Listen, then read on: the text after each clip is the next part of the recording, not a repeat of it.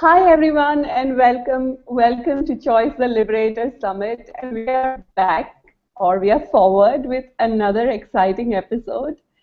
So joining us today we have the amazing Sophie Mihalko. Hi Sophie. Hi, Nilofer. How are you? I'm great. How are you? I'm good. I'm so happy to see you. I haven't seen you in like a couple months or something. I know. I'm so excited because I just had an energetic facelift class last night, Uh-huh. and it was You just look beautiful, awesome. by the way.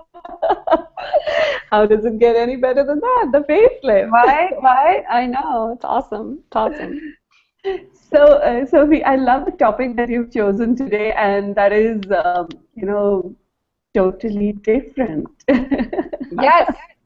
Or is Can it I definitely different? can I share with you a secret? Yeah, please. So, since I started Access about 3 years ago, my breast got bigger, and I had to Oh. get bigger bras. And when I heard Gary talk about you are double D, I was like, well, it may not be my size, but it sure feels like it, you know? So I thought it was very appropriate for me to take. So we started off with double D, but jokes apart, what is double D? Double D is definitely different. Okay, and I know a few people who are definitely different, Right. and I'm you sure wouldn't be you. one of them, right?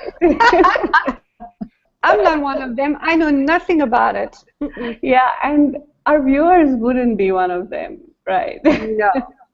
No, no, no. It's funny, actually. We don't see how different we are.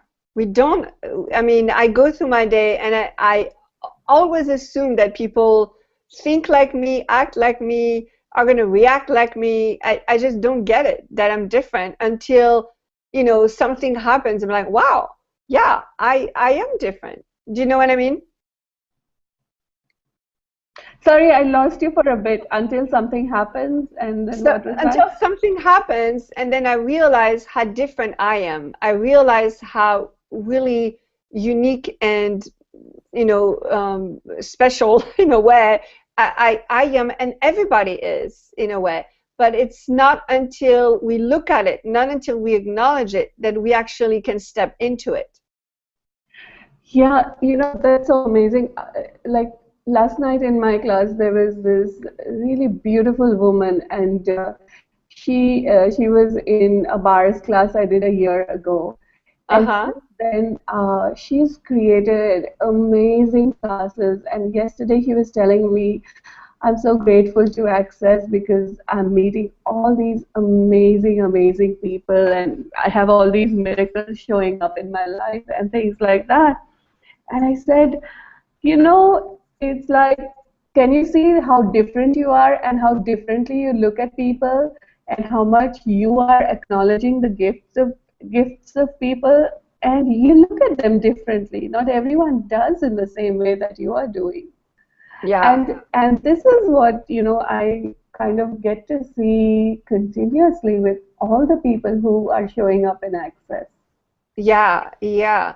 And also, the reason why I love the expression you are double D is that it makes it not so serious. It makes Mm-hmm. it not like, it's not because we're different that we are that we don't I mean, we don't fit, but it's not because we are different and there's something wrong with us. Actually, that's what is right about us, is how different we are. And once you acknowledge how different you are, you can actually use that to your advantage, and you can create so much more than resisting and trying to fit into somebody else's mold, right? And it's so funny how, like, okay, so you and I, we apparently love technology and we are pretty good at using it. But you do realize there's a lot of people out there who are not comfortable doing a Google Hangout because they're like, oh, I don't know how it works, and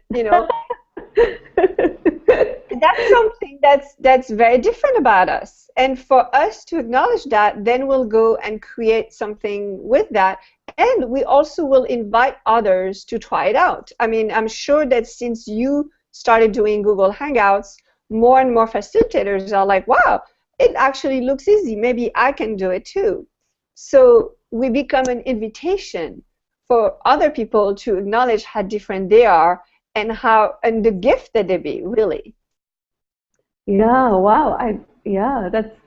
That's definitely a different way of looking at it. Right? Yeah.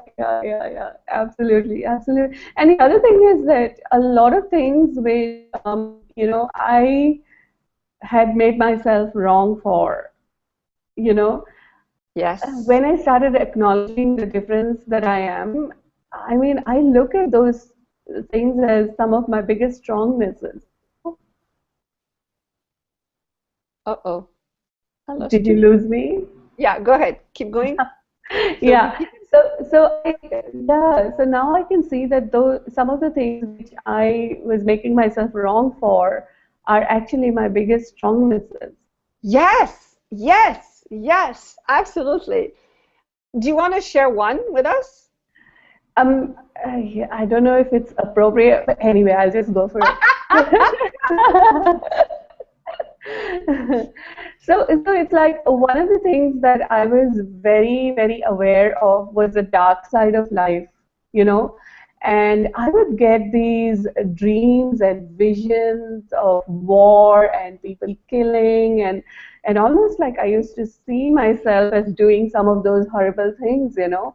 And I Wow. would just, I mean, I would feel so guilty about it. And, it didn't fit into my, oh my God, it is like in this life, I'm not any of that. I don't like to, I mean, I have not killed anybody yet. Yet, people. So, so I would get those dreams and I would be so freaked out with that. And I would just, Uh-huh. feel so guilty about all that. And Yeah, then I had a session with a facilitator, and I shared with him, the kind of dreams I was having. So he asked me, so do you have a capacity with the dark side of life? I said, what do you mean by that? wow. So he said, do you have this capacity of seeing the dark side of life and seeing people who've been there and done that and allow them to have peace with that? And I went, Wow. oh, I went like, oh, really? And when I acknowledged that, all that Yeah. just kind of vanished for me. So yesterday, I was facilitating a class, Uh-huh. and there was this beautiful woman in the class, and uh, we were talking about killing energy and Yeah. how you have to be willing to use the killing energy in situations that it requires it. So, say Yeah. for example, you're walking alone on the road and there's this man who comes up behind you, and you know that he doesn't have good intentions. You have to be willing to go. If you touch me, I will kill you, with that intention of killing you. Yeah. And saying that brought up so much for her. And she said, no, how can you do that? If you have those kind of thoughts in your head, aren't you going to do bad things and stuff like that? So I asked her a question. I said, so, how many times have you been killed in many lifetimes by people? And she went, yeah. And I asked her a question, how many times have you been a killer? And the moment I said that, you were, oh, what? Me? No, never. But it's like literally I could facilitate her to see that Yeah. he has been there and done that. That's the reason that thing is bringing up so much for her. And I said, it's not about judging you for having done that, because we as infinite beings have been there, done everything, been killers, rapists, molest, I mean, all that, Yeah. lovely stuff. and Yeah. and it's like the moment she acknowledged that, that whole thing just lightened up in her universe. Wow. And I, That's and I, awesome. and I went, wow, that's the capacity I have with the dark side of life. Yay! I know. I know. So, it's funny because I have a similar story, but it's also not very appropriate. So yay, let's go for it. We are definitely different in this hangout, Sophie. Yeah, I knew what I was doing when I picked the topic. So I am French, and you know, people assumed a lot of things from French women. They assumed they know a lot about sex. And when I was single, it was very strange how people behaved with me because they just assumed that, you know, I was this wild, crazy sexual woman. And at the time, I was actually the opposite. I was resisting it so much. Like I really didn't want to know anything about sex. I mean, like it had to be very specific and very safe situations and all of that. And what's funny is that the universe kept giving me more and more situations where it was like the wild, crazy sex situations. So I had to really look at that. And when I started doing Access Consciousness, I started having a lot of orgasms for no reason. And I was like, what is this? Like, why am I, you know, like I started making it wrong, right? And then I realized, oh wait, is this mine? You know, good old tool, is this mine? And then I realized I was actually perceiving everyone around me who was sexually attracted to me and all their sensations and all the thoughts they were having in their heads about what they would do with me. I was highly aware of that. And so I acknowledged that. And I was like, whoa, like it changed everything for me because suddenly I was not wrong anymore. I was not the prude one. I was not the one that was non-knowledgeable. I was actually somebody who was really aware and really, really caring for also the ones that I was aware of. And that really changed everything for me. It changed my body. It changed how much joy I allowed myself to have in life. And now I actually work with people who would like to have more sexual energy or sex in their life one-on-one, because to me that is yummy, and that is something that I think is part of the creative energy that is available for us. So how does it get any better than that? How does it? And I can see your phone ringing off the hook after this. Oh my God, that is so funny. So, hold on, let me see. I have some questions for you. Ooh. I actually have questions for you. Let me see if I can pull them out. But then, yeah, till then, just keep going. This is all good stuff. Yeah, actually, you know, I don't know if anybody has. So when I started Access, Gary gave all these tools, and you know, I actually played a lot with the tools, and I played with the tools in ways that that in the areas that were not working for me. So at the time, I was a video editor, and I was working on this big project, and a lot of the video footage I was working on was out of sync. Right, so it was very frustrating because I had to spend a lot of time just resyncing the video footage, which for an editor is not that fun. So I was just starting to get into Access, and I was like, well, how can I use the tools to make this easier for me? And I started perceiving the energy of the video and the energy of the sound, so I could match it with following the energy. So that was my way of being definitely different in what I was doing. I was like, I'm just going to use energetic tools doing video editing, and I was matching it. And what would take usually 8 hours to resync took me 2 hours because I was following the energy everywhere instead of looking for little details and things like that. So, you know, being definitely different is acknowledging all the capacities we have and doing things much faster in much greater ways and creating so much more. So wow, I am like awed by that. Oh my God. Video editing and sound editing. Oh my God. yeah, and it's painful at times. So it was really, really cool to have tools that I could use for anything. You know, that's what I love about Access Consciousness. I use the tools for anything. So yeah, video editing. What else? Oh, so you know, I talked about being aware of other people's thoughts, feelings, emotions, and for a long, long time, any time that I would do something for a man, I felt like I was weak. I felt like I was less than. So it was very frustrating because I love being a contribution to people, but when I was a contribution to men, there was this weird heavy feeling coming up. Finally, last year, I asked Gary, what is this?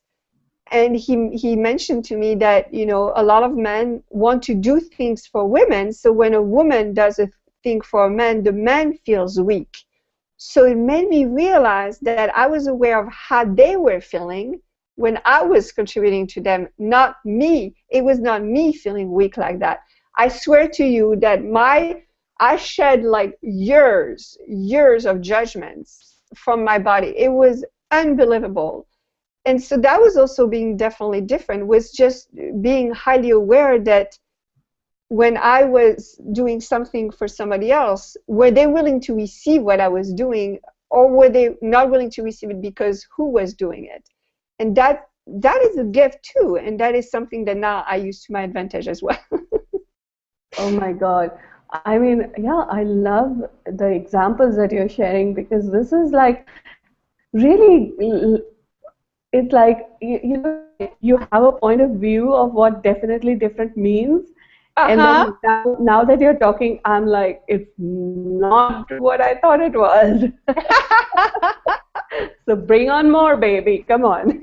We got more. Well, you know, so, you know, those of us who do this work or even create or don't know much about Access but want to create more in their lives, I don't know about you, but a lot of times I find myself by myself. So, you know, I'm surrounded by people every day, or like even in class, you know, there's a lot of people around us, but suddenly I'll be in my chair by myself, and I used to make myself wrong for being in my chair by myself or being away from people or doing things on my own. And I was asking a lot of questions. Actually, Venice was the place where this broke out for me, because I was sitting there in the chair and I looked at Gary and Dane, and I just could realize how it was me being me. I was not pretending to be anything that I wasn't. I was not trying to fulfill anybody else's wishes. I was just being me, being in my chair, and that was it. And in that moment, I got how being me was what was required. That it did not mean that I was not connecting with others because I was not talking or because I was not close to someone. It's simply that I was being. And recently, Gary did a call on the simplicity of being, and that really brought it into the forefront for me. How it is simple to be you. There's nothing to improve. There's nothing that you have to add. You can choose to add, but it's you being you is all that is required at all times. To me, that was like, oh my gosh, heavens opening up. Do you know what I mean? Yeah, I mean, it's really funny that you're saying this, because I had a similar kind of awareness in Venice. Yeah. So it's like, you know, we had gone out for lunch, and so the three of us, we went out for lunch, and we went to this little restaurant during the lunch of one of the classes. And we went to this little restaurant, and we saw some other people from the class also sitting there. Uh-huh. And what happened was we actually joined them. And what I noticed was that the people who were already sitting there, they were laughing and they were talking, and, you know, all of that. They were, you know, doing all of that. And it's more content to be just quiet and just, you know, being with ourselves and Yeah. all that. And I was looking at it, and, you know, even a day before, I would have gone, oh my God, why can't I be like then? Why can't I be in this social setting and be talking to people and laughing and having fun? And I just had this kind of thought pop up in my head, and my friend, the other one who was being quiet, she looked at me and she went, "Isn't it nice just to be with each other and not have to speak anything?" I love that. And I went, "Yeah." And then I, later heard Gary, or I don't know, Dane, one of them, say in some class, and I don't remember where. And he said that sometimes, you go out for lunch and you're just sitting there being with each other, not talking, enjoying the energy. And I said, yes, that's exactly what we were doing. We were like enjoying the energy. Yes. And there was a lot of energy there in Venice. I mean, it was like a lot of different people with different energies. So yeah. Yeah. Yeah. So, I mean, I have always been that. I can be the crowd and I can be so self-contained within myself. Yeah. And all my life I've felt like, why can't I be like other people and talk so much more or whatever? And that day I really got it. It was like it was just okay to be me, to be in silence, to be just with other people and not say anything. Yeah. Yeah. So I've been an actor since I was 15 years old. And I remember one day I was on stage and, I didn't have lines to say. I was one of the characters in the background, but I didn't really have lines. And the main characters were talking, but something was like wonky. It was just not working, and nobody quite knew what was happening. So I decided to be me and be as funny as I could be, and what I did is I bumped into the lead characters to make the crowd loud. I mean, I'm sorry, the crowd laugh, and that changed everything. So the lead characters suddenly remember what they had to do, and it was like boom, boom, like it was a crescendo of what was supposed to happen. So as an actor, that you're not supposed to do that if it's not in your script, or if it's not what you rehearsed. You don't bump into another actor. It just was weird. But I just knew something different was required. And by being me, I was able to help others, to invite others to be them, to be everything they could be. So that's my invitation, and that's what I love about being a double D, definitely different, is that we are living the invitation to consciousness. We are being a complete invitation to creating more with no judgment. Yeah, and what I love about that is that you were just being present, completely present in the moment, Yeah, and you looked at, oh my God, I need to do something different here to create a different result here, and you just did it with no point of view. yeah, And how many times we've actually done that, and we've created something which is far greater than what was there, yeah, and we've created a totally different reality showing up. yeah, yeah, yeah. Yeah, it was the first time that I made an audience laugh and I got hooked. I was like, that's it, I'm hooked now. So yeah, it's I love this work. Do you have questions for me? I do. I'm just pulling them out. Hold on. Okay. So, hello. I truly love being different. The thing is, I have my private practice. I've been doing ads and all. I get inquiry calls, but clients only two or less a month. I'm using clearings, getting my bars run, asking questions. But two clients a month, it's not enough. Even to do ads now, I've started feeling tight on money as I've put a lot in that already. I'm so awesome in what I do. How do I change it? It's been like this for over a year now, and I have been using the tool. I love the fact that she said, I'm truly awesome in what I do. Yeah. How does it get better than that? So How does it? so I wonder if she's willing to go and ask others to tell others how awesome she is. A lot of times we acknowledge, excuse me, we acknowledge how awesome we are, and then we don't actually take it out into the world, right? So yeah, I mean, Acknowledging, that's the first thing. And now, what are you going to do about it? Where is the world going to see how awesome you are? So, you know I heard something about like it's heavy to do advertising or things like that. But today there's so many tools out there where you can actually share who you be without for no money at all.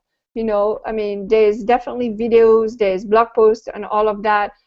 There's going to a public place and shaking people's hands and introducing yourself. There is calling an old friend that you haven't talked to and checking how they're doing and telling them what you're doing and say, do you know anybody who would like this that I could talk to? There is so many ways of being different that we like so what do you know that you're pretending not to know that if you allowed yourself to know it would change your reality completely? And everything that is good, bad, right, wrong, POC, POD, all night, sports, shots, and beyonds. To me, it's like if you acknowledge how awesome you are, why isn't the world knowing it? So how can you use that to your advantage? Yeah, use that to your advantage. Okay, so I just read something on Facebook about British people. And it was really, really funny how British people will not, like, they will write the worst resume or CV in the world because they don't want to sound like they're showing off or something, which means that they don't get the jobs that they deserve, right? And I'm like, okay, so go beyond your culture, like drop all points of views about your culture and maybe look at it. Look at what is your culture saying being awesome mean? What does being awesome mean to you? What does having sex with being awesome mean to you? What do you mean to being awesome? And does having sex with you mean to being awesome? That's what we call the meaning. I think it's the meaning process. Thank you. So if you use that, if you look at all the points of views you have about being awesome, maybe already you will start clearing some of the limitations that you've bought that are either from your culture or from past experiences or past lifetimes. And so to me there's always a two-step process. It's those clearings, and at the same time when you ask those questions, the universe is going to give you an awareness. So it could be an image, it could be a sensation, it could be a name, it could be a sound, it could be anything. Would you be willing to follow that awareness? Would you be willing to make a left when you are supposed to make a right? Would you be willing to be different in the way you do everything you've done so far? So, I have an app called Dare of the Day app where I give people dares, because what I found is that when you do the same thing over and over, you're actually not being you. You're forgetting who you be. So you're a pilot almost. Yeah, so it's like if you brush your teeth with this hand, then try with this hand. And if you start your day by eating, then get dressed first. Or, all this stuff. Like if you call yourself Mary, call yourself John while you're having a conversation with John. I mean, like change things around. Be as different as you're willing to be and see what else is getting created in the world. I mean, I know that to me it's like I just posted because I want people to help me write a new stand-up routine. So I just posted on Facebook this form. Hey, what do you know that's funny about consciousness? Give it to me so I can write this down. It's scaring me like shit. I mean, for me to expose myself and be like, okay, I'm going to make fun I'm going to not make fun, but I'm going to have fun and make jokes and bring people to consciousness through humor. It's pretty uncomfortable for me. But at the same time, I know what else can I create? What else am I not willing to create because I'm not willing to be uncomfortable? Okay, I just spoke a lot, so I don't know how much you guys have heard, but everything that I brought up, good, bad, right, wrong, POC, POD, all that sports, shots, and beyonds. Oh my goodness, that is amazing, and I love the stand-up routine with consciousness. Right? Yeah. So when you have it, how about doing it on on a Google Hangout with all of us. Yeah, I'm asking a lot of questions because you see, being definitely different, there is a business model for comedians, and I live in Hollywood, so I'm pretty familiar with the business model. Yet at the same time, oh no, that business model is not working for me. So I'm looking at what I can create with that.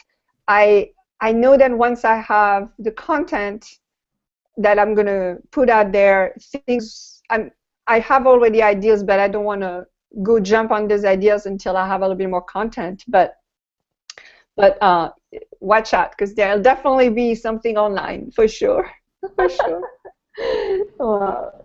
Okay, here's another question. When I am being me in relationships, I notice that there is no man-woman difference which comes. I'm so open to express my feelings, say I love you, etc. But everyone isn't from access. I did notice pure joy sure makes them feel so awesome with me, but then something gets screwed up. When people start thinking, they measure gestures and come to conclusions that I'm interested in something else. I do want to change me. What do I do here? I always have to stop talking for long enough to create the distance and then talk again, but this is so much drama. I love you doesn't mean let's have sex. Wow, there's so much in that question. It's like, where do I start? All right, so remember that not everyone is willing to receive everything. And you're right, not everybody does access consciousness. And even in access, not everybody is willing to receive everything. So you have to ask a lot of questions. What can I say to this person that will create more for both of us, right? So you remember in access we talk about the kingdom of we, so you're not functioning from what is in my interest or what is in their interest, but what will be the most rewarding for all involved here. And it could be you, this person, their families, everybody involved. And when you start asking that question, you will notice what it is you can say that they're willing to receive that still makes you feel like fully expressed in this relationship. And I hope he's not listening, but this guy that I was dating a few months ago, I knew that if I said I love you, it would freak him out. So I would just be, hey, I'm grateful for you. And to me, that's actually even more potent to say that. And he was totally comfortable hearing I was grateful for him. So I found a way of giving what I wanted to give without freaking him out, whatever. So and it's not also, I'm hearing, it's not about censoring yourself. It's actually about creating more, because a lot of times I find, I don't know if it's a woman or a man who asked the question, but I find especially women are wanting to give a lot to the relationship. Like it's a lot of energy, right? So I see that they do that a lot of time to actually stop an energy that would be otherwise created. And so if you look at who can I be today with this person that would create more for both of us, I wonder what else can show up. So that was for the relationship part, right? What was the second part of the question? Do you remember there was a second part to the question? The last piece? No, I think that was it. Toward the end, they said something else. I don't want to change me. What do I do here? I always have to stop talking for long enough to create the distance and then talk again, but this is so much drama. I love you doesn't mean let's have sex. Yes, thank you. So, the drama. So how much do you love drama? So get this, right? If you are creating something in your life, it's probably because it's doing something for you. There is something there that you love about it. So if you don't want it, then ask, what do I love about having drama in my life? For me, having drama for a long time meant that I mattered to people. Don't ask me why, I don't want to know why, but that's what it meant. So I had to poke and pot that a whole lot to make it stop meaning that. So look at what does drama mean to you, do the meaning process that we talked about earlier. And then the love and sex thing. So it's um, so it's so interesting. You're right. There are a lot of people that confuse those two energies, and they're completely different. And actually, I would ask anybody who is listening to me right now to stop using the word love for as much as you can, and try to see what it is you mean by that, because you can mean so many things by love. You know, actually, for a long time as a woman, I used to say I love you when really what I meant was I want to have sex with you.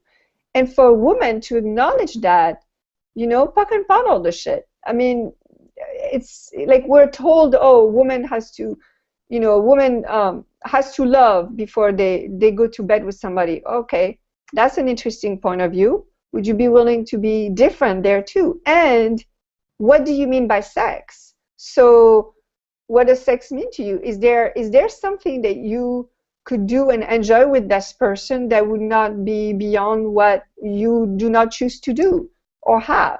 I know that too is like there's a myriad of things between love and sex that people often forget. I remember telling a girlfriend, I said, you know, if you're in doubt, text me. I'll give you like 5 other things you can do before you go to have intercourse with that person. So just ask, what does my body require? What does my body want with this person? What does that person's body? Oh my gosh, this is the one thing women have to realize too. A lot of time we are aware of what other people want to do to our bodies, right? So do you want to sleep with that person, or are you really aware of how much they want to sleep with you? And just because you're aware, you don't have to do anything about it. Exactly. It remains a choice. What do you choose? And remember, choice creates awareness. So you can choose something, have the awareness, is this working for me or not, and then choose differently, okay? And I have to tell you something that for me, 10 seconds is actually too long. I know in Access we say live in 10 seconds increment, but I'm choosing, oh, okay, that's not working. Choosing, oh, okay, that's not working. Choosing, oh, okay, that's not. So it's like, don't limit you to what you think 10 seconds is. If you make that choice and in an instance you're aware that it's not working or it's not going to work, then make a different choice, okay? And finally, what if you were space around it? So one of the tips that I learned from Gary, when you be in the space of you, in the space of being, everything seems to fall into place. It's like you choosing instantly, and the universe responds instantly. So when you expand out, draw the points of views and be space, oh my gosh, watch out. Miracles happen. Miracles happen. So definitely don't do that. No, don't do that. No, no. It'll be too Any boring. other question? Yeah, there is one, and this one is really interesting. So, when our points of view have made us who we are for so long, how can we just be who we truly be without feeling empty or hollow? Wow. Okay. So would you be willing to consider you may have misidentified or misapplied empty and hollow?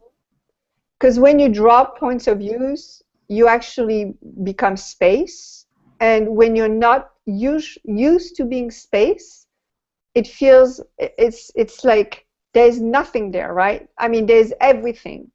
There's an infinite number of possibilities, but it does feel like there's nothing. So, And no, hold on. go ahead.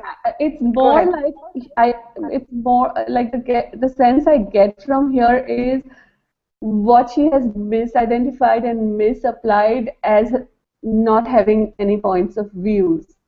So it's Right. like you think that it's going to create empty and hollow. What if it would create everything? Yes, Because exactly. yeah, because when you are being space, don't you have that sense of joy, that sense of peace, that sense of, oh my God, everything is possible now. Yes, and in this reality, a lot of people think that joy means when actually joy is something so much greater that there's no emotion that are related to joy. And so you're right. I would ask this person, are you willing to try it out? Because it seems to me that you're holding on to points of view, so you have something going on for yourself or something inside you. What if you just try it out for like 10 seconds and then 2 minutes and then 5 minutes and then 1 hour and then a day. Like try that for increments of time. Drop points of views. And if anybody who's listening has never done interesting point of view, I have this point of view, for every point of view you have for at least 3 days, do it. Because it is unbelievable the awareness and the space you will create when you just do interesting point of view. I have this point of view about everything. Everything. Wow, that is amazing. So, Sophie, I'm looking at actually the bullet points that we had written with your being. So, the first step is to recognize who you are being.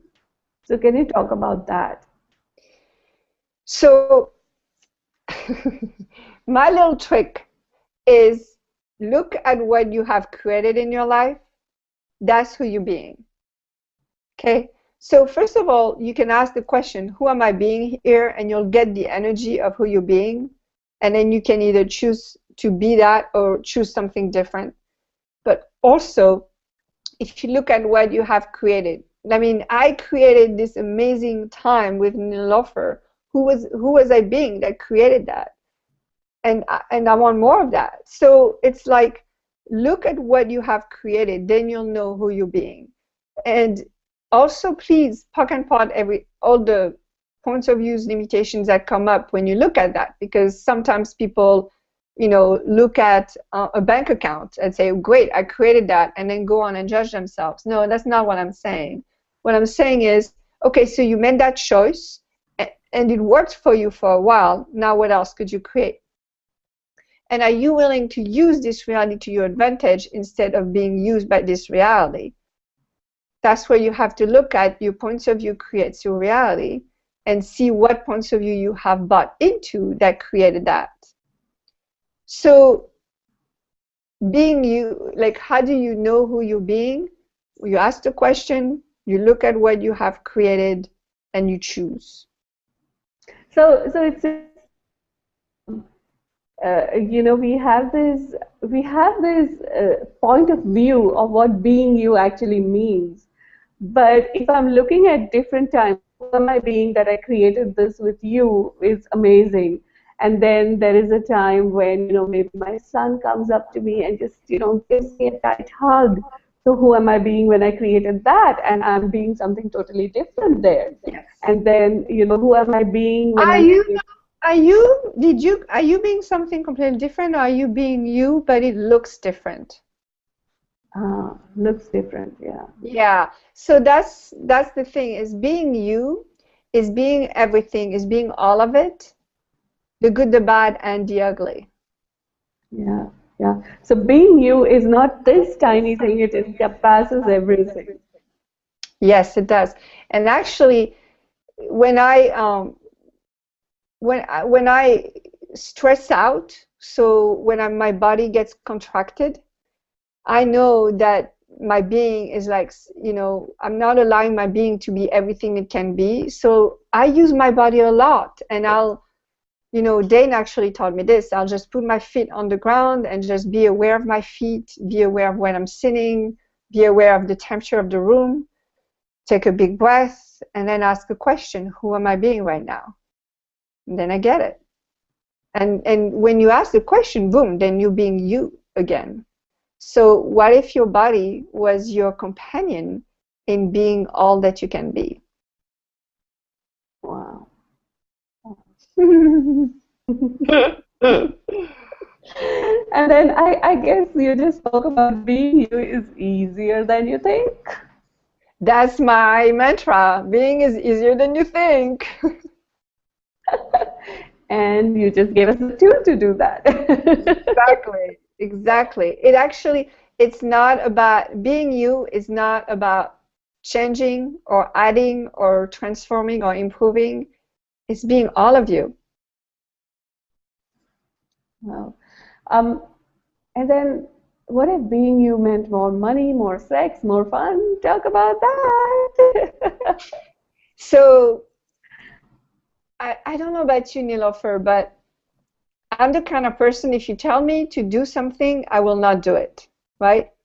So usually when if I meet a coach or if I meet a guru and they say, I have the solution for you, I'm like, yuck, I just run away.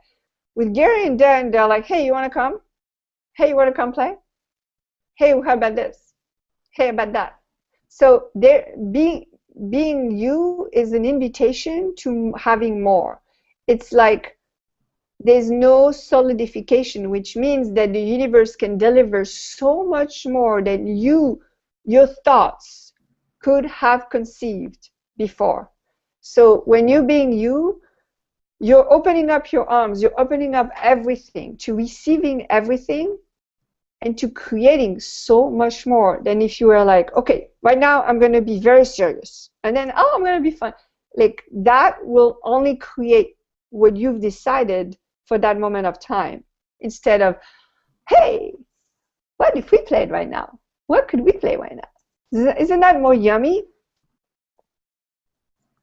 Totally, totally yummy. Yeah, so the money flows, right? Because you open up to new possibilities around money that you had not considered before. The sex flows because now everybody, trust me, everybody's going to want to have sex with you, and then you get to choose. What else did I say? More joy with the body. The body is going to be now your playmate, and you're going to be able to do things. I mean, I don't work out, but I am like 5 times stronger than I was 10 years ago because my body is completely in game with me, and we just, in fact, my oldest boyfriend one day was looking at me and he's like, what happened? You got better looking as you get older. So I'm like, okay, thank you. I don't know if that's a compliment, but okay, I'll take it. So yeah, so everything it's more of everything. You include more of everything when you be you completely. When you be the definitely different that you be. So whatever you do, definitely don't be different. Well, Be. I don't know. I mean, you know what? And then if you want to follow the rules and do what everybody else does, and that works for you, awesome. I have no judgment about it. Yeah, yeah, yeah, totally, totally. So what else do you have about being definitely different? Wow. Actually, right now it's funny. I sense that people are vortexing a little bit, and so when Gary says, people are vortexing, you actually are starting to be aware of possibilities that you had not considered before. So I would like to invite people right now to just tap into the energy of who they're being. I'm sorry, tap into the energy of the infinite being that they truly can be. And what if being definitely different was everything you could ask for and more, because it's also including possibilities that you don't even know exist yet. Wow. Come on and play. It's fun to be definitely different. It's very Wow. fun. It is. It sure is a lot of fun. Yes.